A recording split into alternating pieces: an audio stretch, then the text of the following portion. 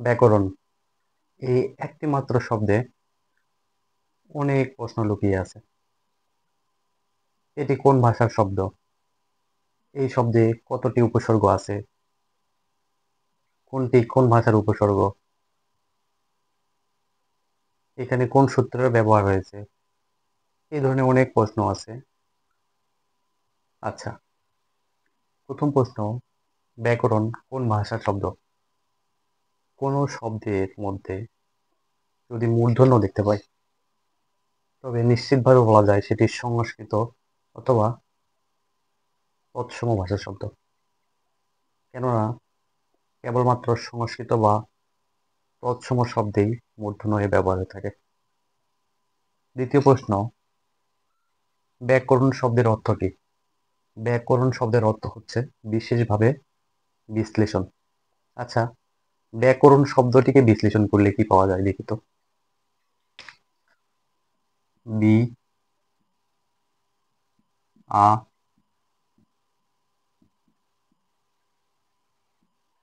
ক্রি অন। ব্যাকরণ শব্দকে বিশ্লেষণ করলে ঠিক এরকমটা আসে। এখন যদি প্রশ্ন করা হয় ব্যাকরণ শব্দে কয়টি উপসর্গ রয়েছে? উত্তর হলো দুইটি, বি আ। এই দুইটি উপসর্গ কোন ভাষার উপসর্গ? আমরা জানি উপসর্গ হচ্ছে তিন প্রকার, বাংলা, তৎসম এবং বিদেশি। আমরা জানি বাংলা উপসর্গ হচ্ছে 21টি, তৎসম 20টি এবং বিদেশি এখনো নির্ণয় করা সম্ভব হয়নি, তাই বলা হচ্ছে অনির্ণেয়। আমরা বাংলা ভাষা পেয়েছি 21শে ফেব্রুয়ারি। আমরা এভাবে মনে রাখতে পারি বাংলা উপসর্গ 21টি, তৎসম উপসর্গ 20টি। আচ্ছা, তাহলে বি এবং আ এই দুইটি কোন ভাষার উপসর্গ? উত্তর হচ্ছে এই দুইটি সংস্কৃত ভাষার উপসর্গ। আচ্ছা, বাংলাতেও বাংলা এবং সংস্কৃত উভয়তেই চারটি উপসর্গের মিল রয়েছে, অর্থাৎ এই চারটি উপসর্গ আ, সু, বি এবং নি, এই চারটি উপসর্গ একই সাথে বাংলা এবং সংস্কৃত উভয়তেই রয়েছে। সেক্ষেত্রে আমরা বি এবং আ এই দুইটিকে কেন সংস্কৃত ভাষার উপসর্গ বলবো? উত্তর হচ্ছে এই চারটি উপসর্গের মধ্যে যদি কোনো একটি উপসর্গ সংস্কৃত শব্দে ব্যবহৃত হয় তবে সেটি সংস্কৃত উপসর্গ। অর্থাৎ এই চারটি উপসর্গ সংস্কৃত ভাষায় ব্যবহৃত হলে তখন সেটিকে সংস্কৃত উপসর্গ বলা হয়। এই চারটি উপসর্গ যখন বাংলা শব্দে ব্যবহৃত হয় তখন সেটিকে বাংলা উপসর্গ বলা হয়। প্রশ্ন হচ্ছে কি করে বুঝবো এটি সংস্কৃত ভাষার শব্দ? উত্তর হচ্ছে কোনো শব্দের মধ্যে 6টি ফলার মধ্যে একটি ফলা যদি থাকে তবে সেটি সংস্কৃত ভাষার শব্দ। যদি কোনো শব্দে মূর্ধন্য বা মূর্ধন্য স থাকে তবে সেটি সংস্কৃত ভাষার শব্দ। কেননা কেবলমাত্র সংস্কৃত ভাষার শব্দেই মূর্ধন্য এবং মূর্ধন্য ষ এর ব্যবহার হয়। কোনো শব্দে অন প্রত্যয় যদি থাকে অথবা অনট প্রত্যয় তবে সেটি সংস্কৃত ভাষার শব্দ হয়। যেমন দর্শন, ভবন, শয়ন, গমন। কোনো শব্দে যদি রেফ থাকে সেটি সংস্কৃত ভাষার শব্দ হয়। প্রাথমিকভাবে আমরা এই সকল বিষয় দিয়ে সংস্কৃত ভাষাটা নির্ণয় করতে পারি। আচ্ছা, এবার প্রশ্ন হচ্ছে যে বি এবং আ এই দুইটি যুক্ত হয়ে কিভাবে ব্যয়া হলো? আমরা অনেকেই জ ফলার সঠিক ব্যবহারটা পারি না। কখন জ ফলার সাথে আকার হয় কখন জ ফলার সাথে আকার হয়, আবার কখন জ ফলার সাথে আকার হয় না। তো এই বিষয়টা হচ্ছে, যদি আ থাকে তাহলে অবশ্যই আকারটা ব্যবহার করতে হবে। আরো একটু যদি মানে ভেঙে বলি বা বিস্তারিত বলি, এখানে বি যোগ অয়, অয় মানে হচ্ছে খরচ করা। এখানে রস্বই বা রস্বইকার প্লাস এখানে স্বরীয়, এই দুটি উভয় মিলে সন্ধির ফলে কি হয়েছে, সন্ধির ফলে জ বলা হয়েছে। সন্ধির একটা সূত্র আছে যে রস্বই অথবা দীর্ঘই প্লাস রস্বই অথবা দীর্ঘই থাকলে উভয় মিলে কি হয়, দীর্ঘই হয়। আরেকটা সূত্র আছে, প্রথমে যদি রস্বই অথবা দীর্ঘই থাকে, কিন্তু এই পাশে যদি রস্বই অথবা দীর্ঘই না থাকে, অন্য স্বরধ্বনি সেটা স্বরীয় অথবা স্বরিয়া থাকে, তখন উভয় মিলে হয় জ বলা। যেমন পরি যোগ ইচ্ছা, এখানে রস্বই আছে দীর্ঘই, উভয় মিলে কি হবে, দীর্ঘই। সেক্ষেত্রে হয়েছে কি, এই যে দীর্ঘই পরীক্ষা। এরপর সত্যি যোগ ইস, এখানে দীর্ঘই আছে প্লাস দীর্ঘই, দীর্ঘই প্লাস দীর্ঘই মিলে দীর্ঘই হবে, তাহলে এখানে হয়েছে সতীশ দীর্ঘই। রবি যোগ ইন্দ্র, রবি যোগ ইন্দ্র, এখানে রস্বইকার রয়েছে, এখানে রস্বই, রস্বই এবং রস্বই মিলে উভয় হবে দীর্ঘই, তাহলে এখানে হবে রবীন্দ্র। আচ্ছা, আমাদের একটু ভুল হয়ে যায় যে কখন ইচ্ছা বানানে কখন রস্বই আবার কখন অদীর্ঘই দিই আমরা। তো এটা হচ্ছে এবার মনে রাখতে পারি, ইচ্ছা এবং ইস, দীর্ঘ ই দিস, এই দুইটা বানানে ইচ্ছা এবং ইস যদি কোনো শব্দের শেষে থাকে, সব সময় সেখানে দীর্ঘইকার ব্যবহার হবে বা দীর্ঘই ব্যবহার। তো এখানে আমরা এই 1 নম্বর সূত্রে এখানে প্রয়োগ দেখলাম যে উভয় পাশেই যদি রস্বই অথবা দীর্ঘই প্লাস রস্বই অথবা দীর্ঘই হয়, তাহলে সন্ধিতে এসে সেটা দীর্ঘই হয়। কিন্তু যদি এরকম এক পাশে রস্বই আছে কিন্তু অপর পাশে নাই, এক পাশে আছে কিন্তু অপর পাশে রস্বই বা দীর্ঘই নাই, অন্য স্বরধ্বনি আছে, সেক্ষেত্রে কি হয়, উভয় মিলে হয় জফলা। ঠিক এরকম ভাবে এখানে হয়েছে জফলা। কখন জফলার সাথে আকার হবে, যদি এইরকম ভাবে থাকে নির্দিষ্ট করে, তাহলে আকার হবে। আচ্ছা, আমরা আরো কয়েকটা উদাহরণ দেখি। যেমন এখানে বি যোগ আকুল, একপাশে রস্বই আছে প্লাস পাশে কি আছে, সরিয়া, উভয় মিলে তাহলে কি হবে, জফলা। তাহলে কি এটা এটা মিলে কি হবে, জফলা। আর এখানে সরিয়া যদি থাকে তাহলে আকারটা বজায় থাকবে, তাহলে আকার বাকিটুকু লিখলাম, তাহলে এখানে হলো ব্যাকুল। কিন্তু যদি এরকম থাকে বি যোগ অব যোগ আর, অব একটি উপসর্গ, বি একটি উপসর্গ, এইখানে এই দুইটা যদি সন্ধি করি, তাহলে এখানে কি দেখা যাচ্ছে, প্রথম পাশে রস্বই আছে, অপর পাশে সরিয়া আছে, তাহলে উভয় মিলে হবে জফলা। কিন্তু সরিয়া নাই, তাহলে আকার হবে না, তাহলে ব এর সাথে কি হবে, জফলা। বাকি থাকলো ব, তারপর হাত ব্যবহার। ঠিক এরকম আরো কিছু শব্দ আছে, যেমন ব্যস্ত,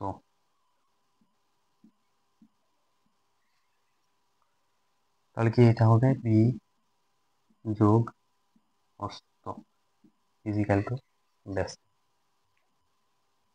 আচ্ছা, আমরা এখানে সন্ধির সূত্র দেখলাম যে কেন জ ফলার সাথে আকার হচ্ছে, কেন আবার জ ফলার সাথে আকার হচ্ছে না। এই ব্যাকরণ শব্দ থেকে আরো কিছু প্রশ্ন আছে। যেমন প্রশ্ন আসতে পারে যে ব্যাকরণ শব্দে গুণ হয় নাকি বৃদ্ধি হয়, অর্থাৎ এখানে কি গুণ গুণ হয়েছে, গুণ সূত্রে ব্যবহার হয়েছে নাকি বৃদ্ধি সূত্রে ব্যবহার হয়েছে। আমরা জানি গুণ সূত্রে এই রিকার পরিবর্তন হয়ে কি হয়, অর হয়। আর বৃদ্ধিতে এসে বৃদ্ধি সূত্রতে রিকার পরিবর্তন হয়ে কি হয়, আর হয়। আচ্ছা, আমরা একটু এগুলো ডিটেইলস দেখবো, তাহলে আমাদের কাছে ক্লিয়ার হবে।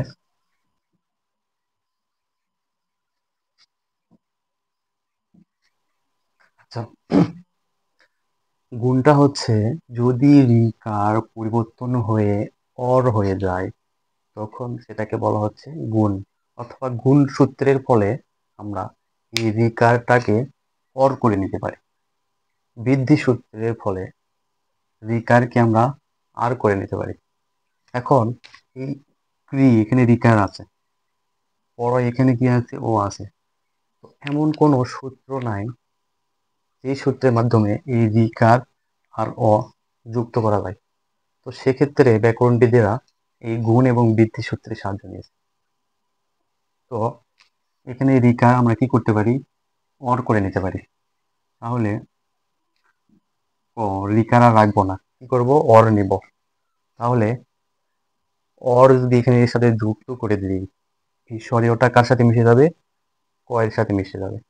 বাকি থাকতেছে রয়ের নিচে হসন্ত। এখন কোনো বর্ণের নিচে হসন্ত মানে কি, কোনো বর্ণের নিচে হসন্ত মানে হচ্ছে সেই বর্ণে অধ্বনিটি নেই।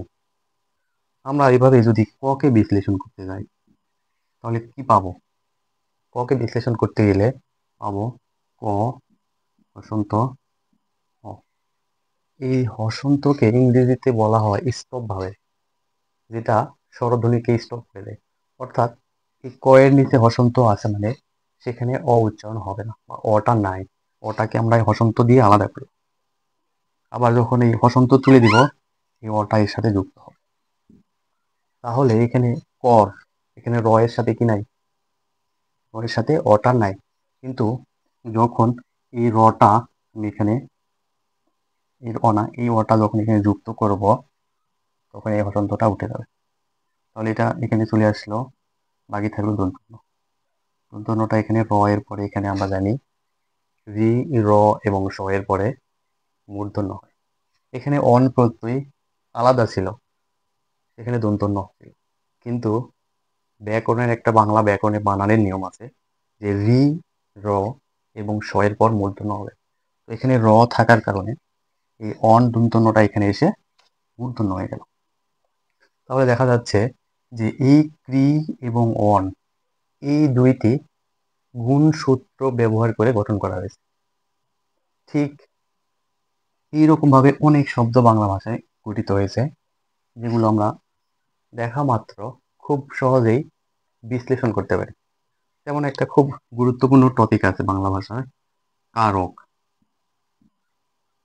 এটাকে যদি আমরা বিশ্লেষণ করতে যাই, প্রকৃতি প্রত্যয় নির্ণয় করতে চাই, তাহলে সহজ একটা উপায় হচ্ছে এটাকে আমি স্লো মোশনে উচ্চারণ করব, কার অক।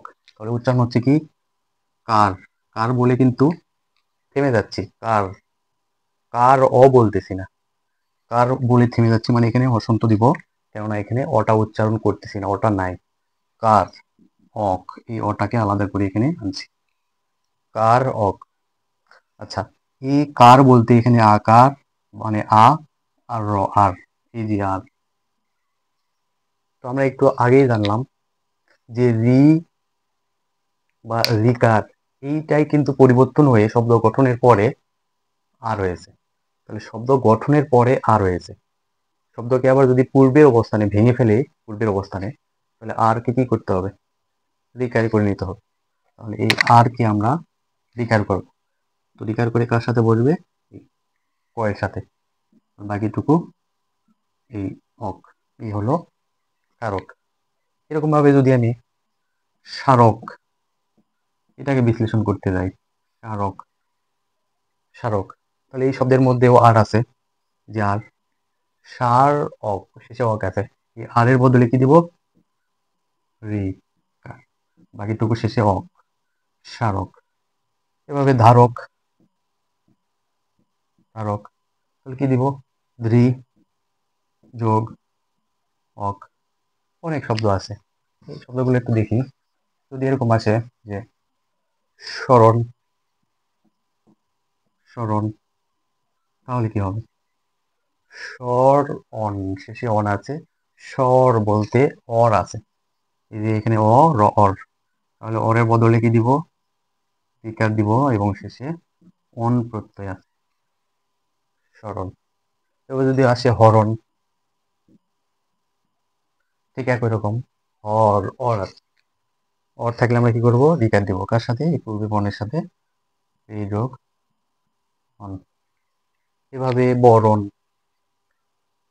হরণ, স্মরণ, দর্শন, যত শব্দ আছে, যে শব্দে অর এবং আর থাকবে, এটাকে যদি আমরা বিশ্লেষণ করতে চাই, তাহলে সেটাকে পরিবর্তন করে রিকারে লিখতে হবে।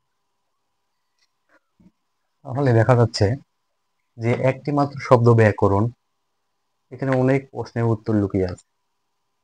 কখন জ ফলার সাথে আকার হবে, কখন জ ফলার সাথে আকার হবে না, এইটা আমরা বুঝতে পারবো যদি সন্ধির ওই সূত্র দুটি জানা থাকে।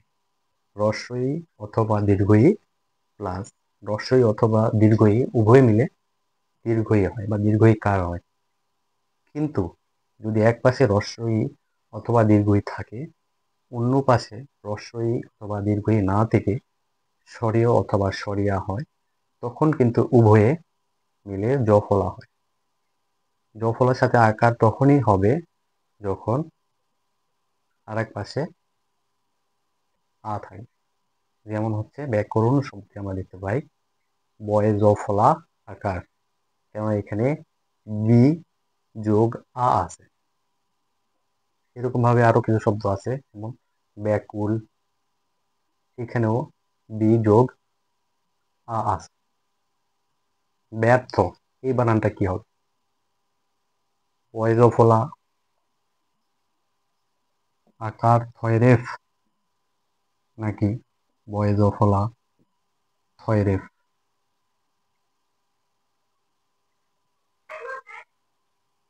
ব্যাঘাত, এই শব্দটা কি হবে? বয়ে জ ফলা গয় আকার তো ব্যাঘাত, না বয়ে জ ফলা আকার ঘয় আকার তো ব্যাঘাত? তো এই শব্দগুলো যদি আমরা খেয়াল করি, এই ব্যর্থ, এই শব্দে অর্থ লুকিয়ে আছে, অর্থাৎ এই শব্দে অ আছে, আ নাই, তাহলে আকার কি হবে? হবে না, তাহলে এটা ভুল, এটা সঠিক। ব্যাঘাত, এই শব্দে আঘাত কথাটি লুকিয়ে আছে, অর্থাৎ প্রথমেই আঘাত শব্দের আ আছে, আ যদি থাকে আকার, তাহলে কোনটা ঠিক হবে? এটা, এটা ভুল। তো আজকে দেখলাম এই ব্যাকরণ শব্দে অনেক কিছু লুকিয়ে আছে, যেমন কখন জ ফলার সাথে আকার হবে, কখন জ ফলার সাথে আকার হবে না, কখন আমরা রিকার ব্যবহার করে শব্দকে ভেঙে ফেলতে পারি। কোনো শব্দের মধ্যে যদি আমরা অর অথবা আর এই দুটি খেয়াল করি, তাহলে সেই দুটির পরিবর্তে আমরা রিকার ব্যবহার করে সেই শব্দটাকে ভেঙে ফেলতে পারি। ধন্যবাদ সবাই।